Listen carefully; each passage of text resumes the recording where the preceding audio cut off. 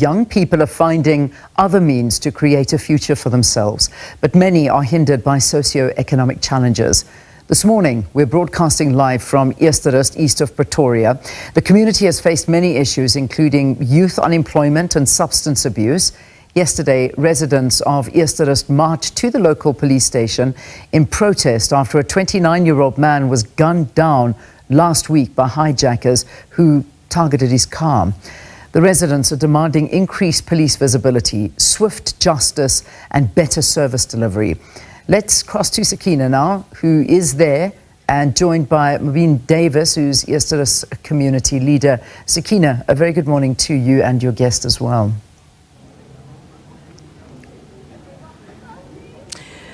Well, very good morning to you too, Leanne, and of course coming to you from the east of Pretoria this morning from Eersterust. And, this community, when you think of Eersterust, think Sophia Town, think District 6. So similar situation here in the east of Pretoria, where communities were moved from other areas such as Marabastad during the apartheid years and the Group Areas Acts were enforced. So this is where we find ourselves this morning, and this is an area that has been riddled with all the sorts of issues that you would find in many township areas. And yesterday, of course, SABC covered what was meant to be a shutdown of Eersterust, and at some point we thought we wouldn't be able to carry through this particular broadcast, but the community then later decided that they would turn that into a peaceful march to the police station just to air some of their grievances regarding service delivery challenges in the area.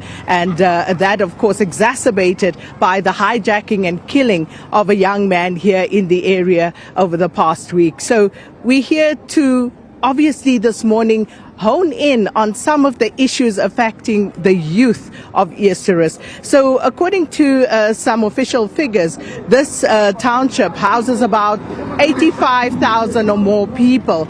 And of those, as per statistics from a few years ago, about 15,000 young people, youth, were said to be on drugs. And we're going to find out more about that later on. But let's just kick it off by speaking to a community leader here in Eersterust, Mobeen Davis, who's a community leader, and just to come in and talk to us about the demands of the community. Mobeen, if you would just come in, please. Thanks so much for speaking to us. So let's just start with what it is that the community is most concerned about here.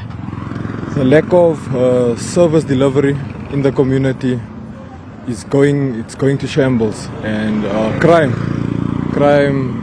the percentage of crime is so bad, and it's affecting our youth, it's affecting our people.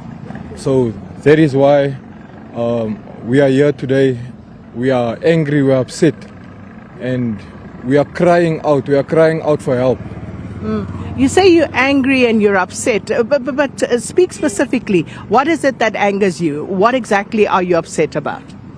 We are losing lives, as you know, because what happened was on Friday, we had a young life lost because of crime, and one of those reasons is drugs in our community.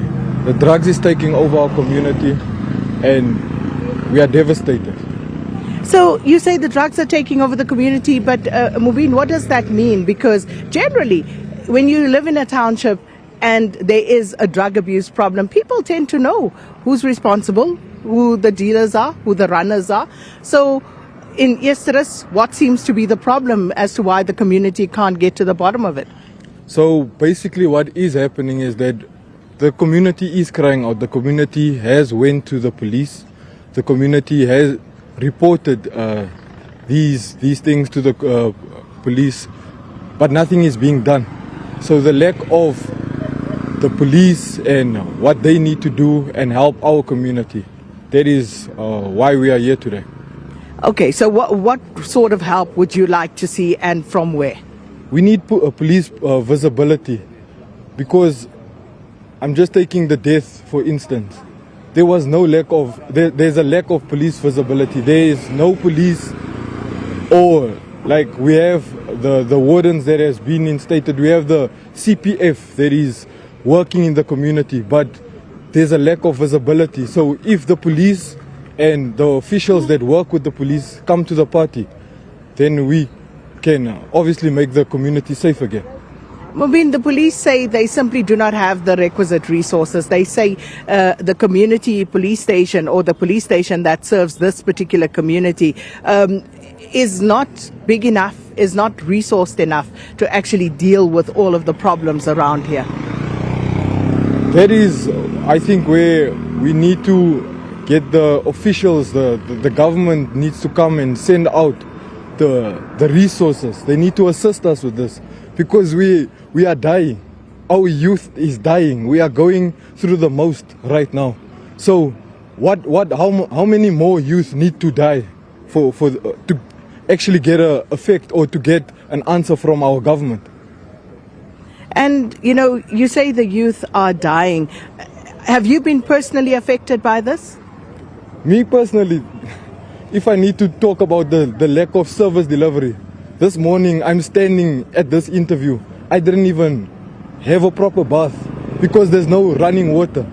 This is how bad our community is. So we are all affected. I'm affected daily. The guy that passed on, the guy that was shot, it's people we know. It's people we love with. This is a small community. So obviously, we are all affected. And as for those who are struggling, the addicts, because people in this community are complaining about the scourge of crime. And one of the issues that was mentioned during that protest march yesterday was the lack of something as simple as lights to illuminate the area. So the whole area and criminality, how would you describe that? I'm speechless because, like I said, every single day, there's people you know that you walk past, that you grew up with, that you now see are into drugs. There are people that are being affected. There are households being affected. There are mothers that are being affected, fathers being affected. So at the end of the day, I don't know. I don't even know what to say. It's bad. How did you stay off drugs?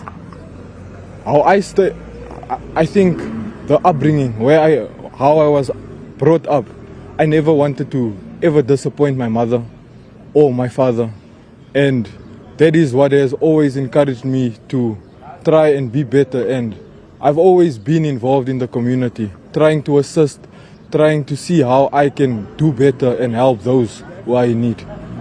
Mobeen, thank you so much. Mobeen Davis there, just giving us a sense of the desperation in Eersterust, and this is how the community feels. There's a lack of service delivery. They are being overrun by criminality, by drugs in this community. And when we come back later on, we will speak to some young people who have actually fallen prey to drug addiction and who are trying to regain their lives. But of course, it's not an easy task. We'll be back here in Eersterust, but for now, it's back to studio.